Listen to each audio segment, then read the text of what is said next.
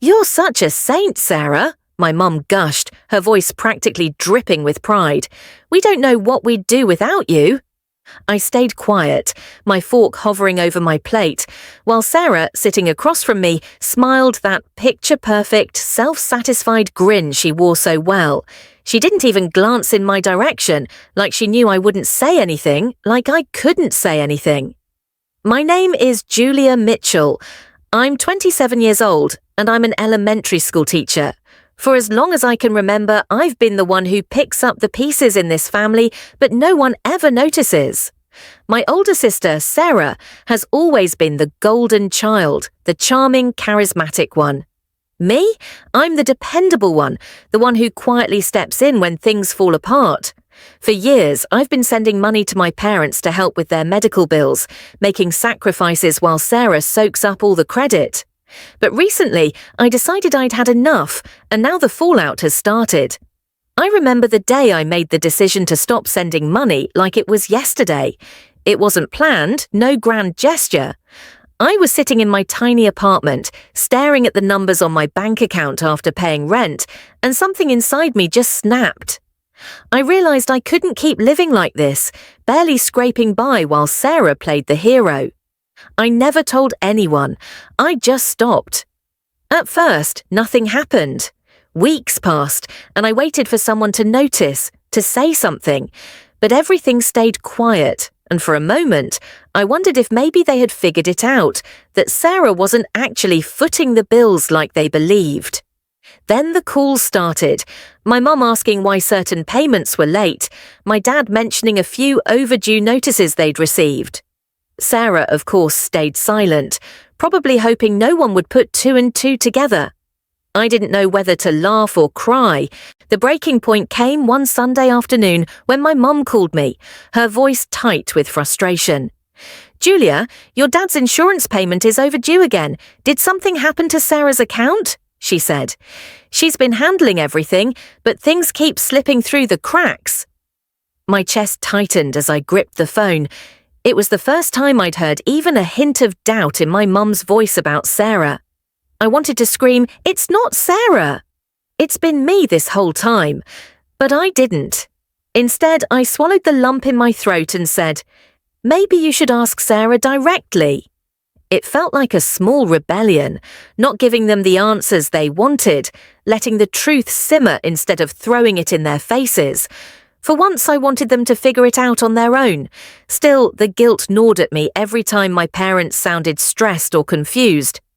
I hated feeling responsible, even though deep down, I knew I wasn't. As the weeks dragged on, things started to unravel.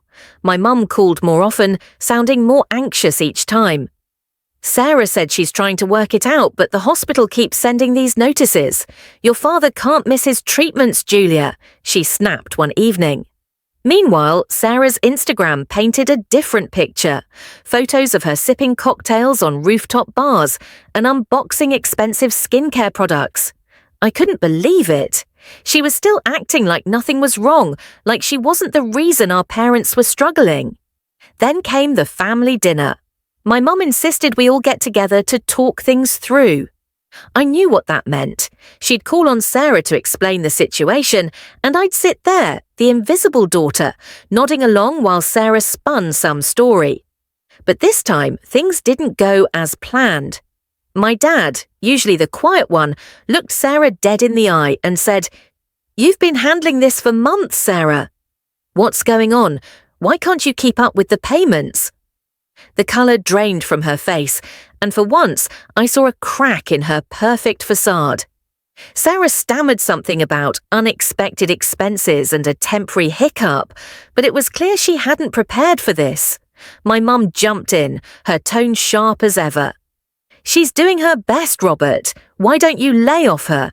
And Julia," she said, turning her gaze to me, "maybe it's time you step up and help for once. You don't do anything for us as it is." I felt the words hit me like a slap. For a moment, I couldn't breathe, the sheer unfairness of it making my chest ache.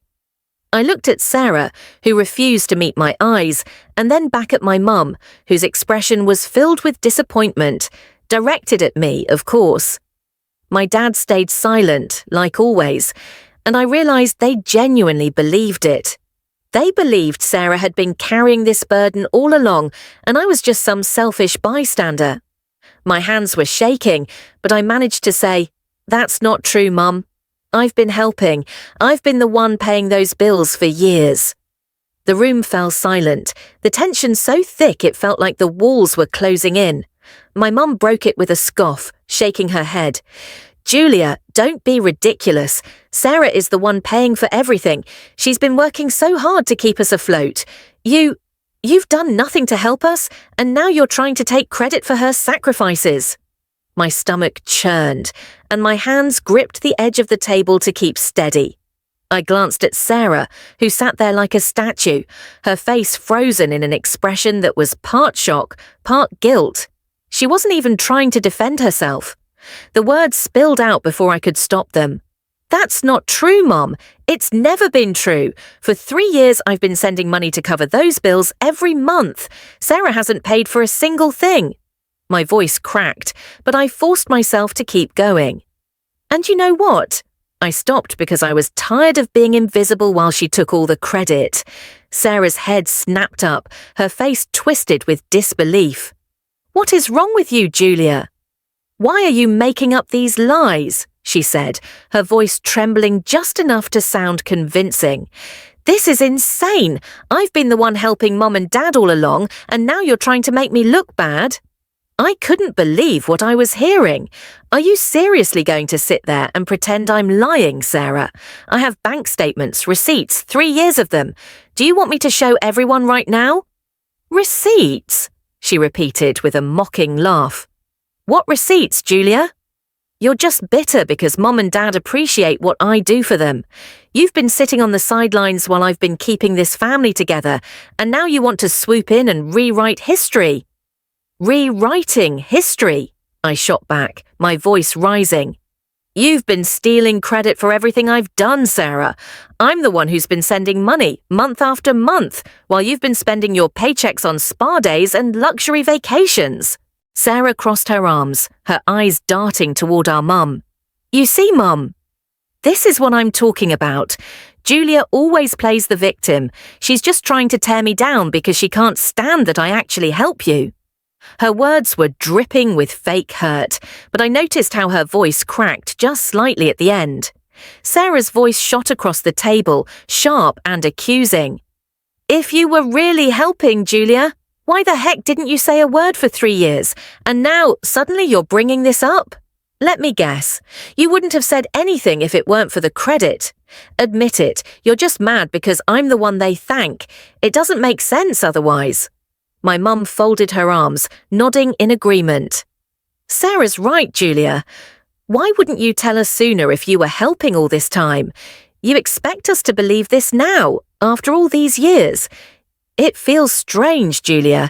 It really does." I felt the heat rising in my cheeks, my frustration boiling over. "Because I wasn't doing it for the credit," I said, my voice trembling. "I did it because I wanted to help you. I didn't think I needed to parade it around for validation. And yes, maybe I should have spoken up earlier, but why does that make it okay for Sarah to take credit for something she didn't do?" Sarah rolled her eyes dramatically. "Oh, please, Julia, you're acting like I forced you into silence or something. If this is even true, which I doubt, why wait until now to throw it in everyone's face? Because you're bitter, that's why. This has nothing to do with helping, and everything to do with you trying to make me look bad." My dad shook his head slightly, his voice calm but questioning. "Julia, it's hard to understand why you'd keep quiet all this time if it's really true. I just don't get it." Their doubt was crushing, and Sarah's smug expression only made it worse.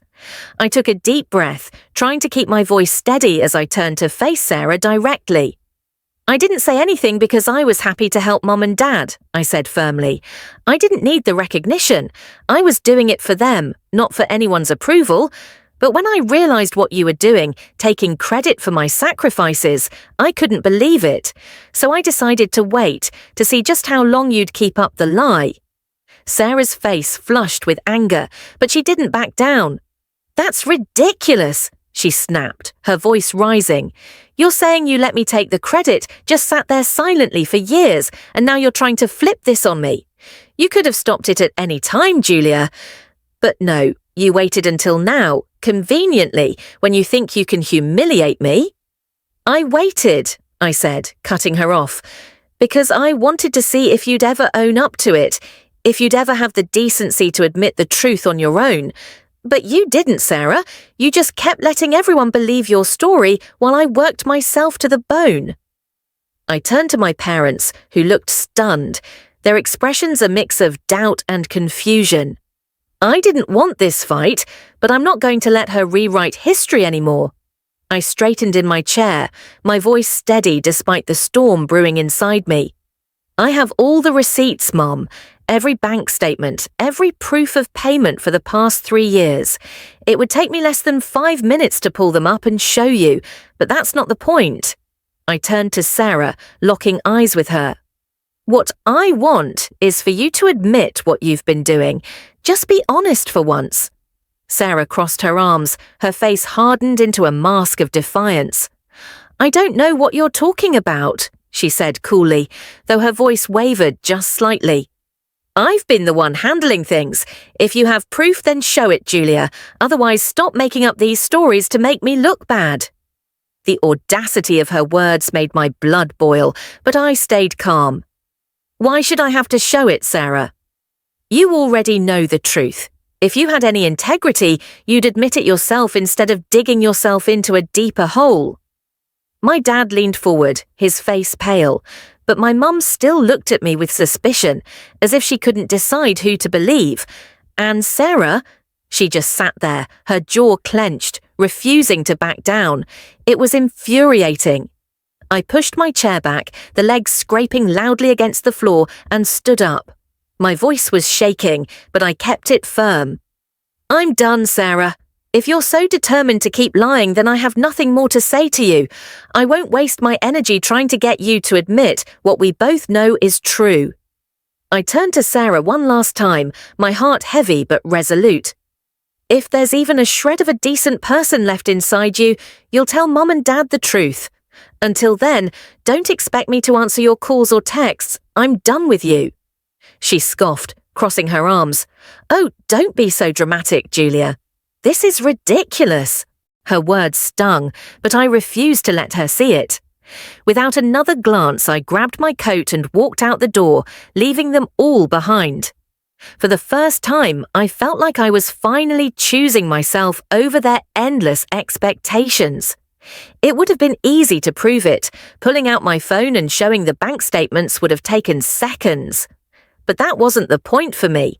It was about more than just proving who was right. I wanted Sarah to own up to what she'd done, to finally take responsibility for lying to all of us for so long. Months went by, and the silence between me and my parents grew heavier with each passing day. Our conversations became surface level, strained and short, like they didn't know how to talk to me anymore, or maybe they just didn't want to. I didn't blame them entirely. I knew I'd shattered the image they'd built around Sarah, and they weren't ready to face it. But it still hurt. As for Sarah, I didn't speak to her at all, not a single text, call, or interaction. I avoided every family gathering where I knew she'd be, even skipping Mum's birthday dinner. I couldn't sit in the same room with her and pretend everything was fine while she kept up the act. It wasn't worth the anger or the exhaustion it brought. My only focus now was on rebuilding my peace. It didn't take long for the cracks in Sarah's perfect facade to show. Word got around that she was struggling financially, missed payments on her car, cutting back on her flashy outings, and even a few not-so-subtle posts on social media about tight budgets and unexpected expenses. It didn't take a genius to figure out why. She had to start making the payments herself to keep up the lie. Part of me wanted to feel sorry for her, but I couldn't. This was the mess she created, and now she had to live with it. I'd sacrificed for years without complaint, and she'd reaped the benefits. Watching her squirm, knowing she was finally feeling the weight of the responsibility she claimed to have all along, was a strange mix of satisfaction and sadness. It wasn't how I wanted things to be, but it was exactly what she deserved. It was a Saturday afternoon when Sarah showed up at my door, unannounced. I almost didn't recognize her. She looked exhausted, her hair pulled back into a messy bun, and her usual polished demeanor nowhere to be found. For a moment, I just stared, unsure if I should let her in or send her right back down the hallway. "Can we talk?" she said, her voice quiet, almost pleading. It wasn't the Sarah I was used to, and that threw me off. Against my better judgment, I stepped aside and let her in, motioning to the couch. She sat down heavily, as if the weight of the world had finally caught up with her. I stayed standing, arms crossed, waiting for her to speak. I'm in trouble, Julia," she started, her voice breaking slightly. "I can't keep up with everything anymore. I don't know what to do." I leaned against the wall, keeping my arms crossed, and stared at her. "That's not my problem, Sarah," I said flatly. I could see her flinch, but I didn't feel an ounce of guilt, not after everything she'd done. "You made this bed. Now you get to lie in it." Her eyes widened, and for the first time I saw real panic behind them. "Julia, please. I know I messed up, but I cut her off, my voice sharper than I intended. "Messed up, Sarah. You lied. You lied to our parents, to everyone, and you let me carry the weight while you played the hero. And now what? You want me to swoop in and save you? Number, I'm not doing it. I'm done." Sarah's voice cracked as she pleaded, "Please, Julia. I just need a little help. Things are really bad right now, and I don't have anyone else to turn to." She wiped at her face, her hands trembling. "I know I haven't been fair to you, but you're my sister." I stared at her, feeling a strange mix of anger and pity. "Help," I repeated, my voice cold. "You're asking me for help after everything you've done?"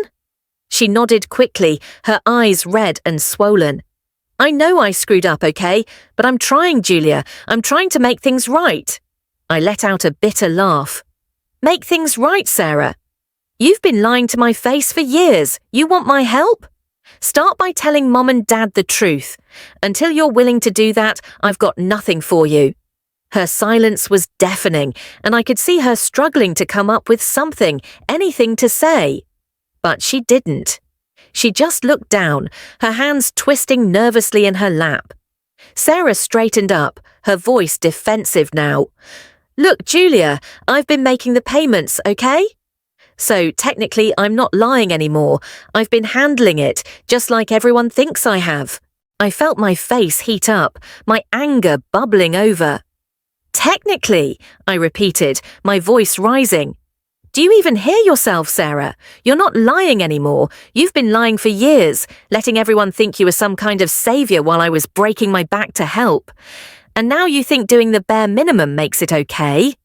Her jaw tightened, and she looked away, avoiding my glare. "I'm doing my best, Julia," she muttered. "I didn't mean for it to get this far." "That's the problem, Sarah," I snapped. "You never meant for anything, but you're perfectly fine letting me take the fall so you can keep your perfect little image intact. You're not doing this for them, you're doing it for yourself. Don't act like this makes up for anything." My hands were shaking, but I refused to let her see how much it hurt. Sarah looked up at me, her voice trembling, but determined. "Okay, fine. I'll tell Mom and Dad the truth. I'll admit everything. But I need your help first, Julia. Please, just this once." I stared at her, stunned by the audacity. "You're kidding me, right?" I said, my tone icy. "You're asking me to help you clean up the mess you made, and then you'll think about telling the truth. How convenient." Her eyes widened, and she shook her head quickly. "No, I swear, I'll do it. I'll tell them everything, I promise. But I'm drowning here, Julia. I just need a little help to get through this, and then I'll come clean, I swear." I let out a bitter laugh, crossing my arms. "So let me get this straight. You're willing to keep lying to Mom and Dad unless I bail you out? And you expect me to believe you'll actually follow through this time?" She opened her mouth to respond, but I held up a hand to stop her. "No, Sarah, I'm not playing this game with you anymore. If you want to fix this, you don't need my help. You need to tell the truth, period. Sarah took a deep breath, her voice steadier now. Fine, I'll do it. I'll tell the entire family the truth at the reunion next Saturday. Everything. I'll admit it all. She looked at me, her eyes desperate. Will that be enough for you? I paused, an idea forming in the back of my mind. You're going to confess everything? I asked, narrowing my eyes. Yes, she said firmly, nodding. I'll tell them the whole truth, Julia, I swear. I let the silence stretch for a moment, then nodded. All right, if you do it, if you actually stand up in front of the entire family and tell them what you've done, I'll give you the money on Sunday, but only if you go through with it. Sarah hesitated, then nodded quickly, her relief almost palpable. I didn't smile, didn't soften. I just hoped she didn't realize what I was really going to do. The family reunion was in full swing when Sarah stood up, tapping her glass to get everyone's attention. I watched her closely, my arms crossed as I leaned against the wall, not trusting a single word until it actually left her mouth. She cleared her throat, her face pale, but her voice carried over the room. I have something I need to say. Everyone quieted down, the usual hum of chatter replaced with curious glances. My mum looked up expectantly, and my dad furrowed his brows, already sensing something was off. Sarah took a deep breath, gripping the edge of her chair like it was the only thing keeping her upright. For the past few years, everyone has thought I was the one helping Mom and Dad with their bills, she began, her voice shaking slightly. But that wasn't true. It wasn't me. It was Julia.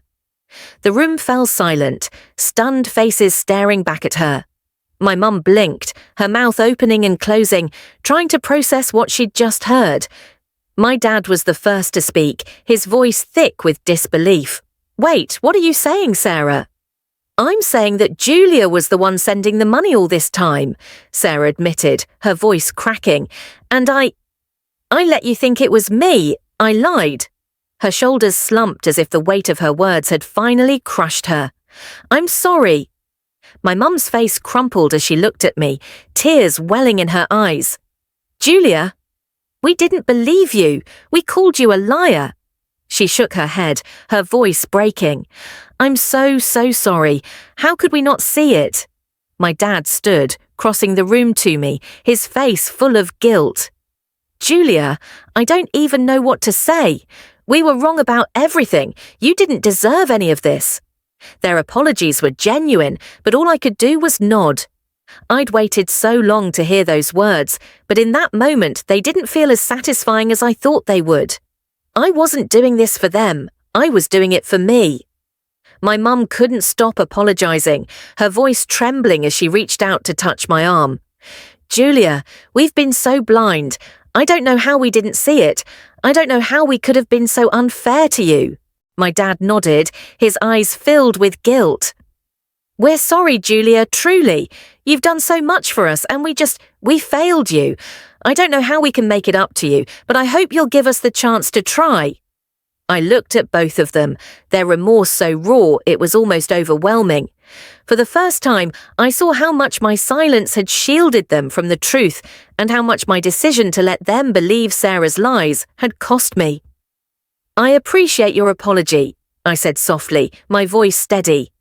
But this isn't something we can fix overnight. I need time and I need space. I need to focus on myself for now.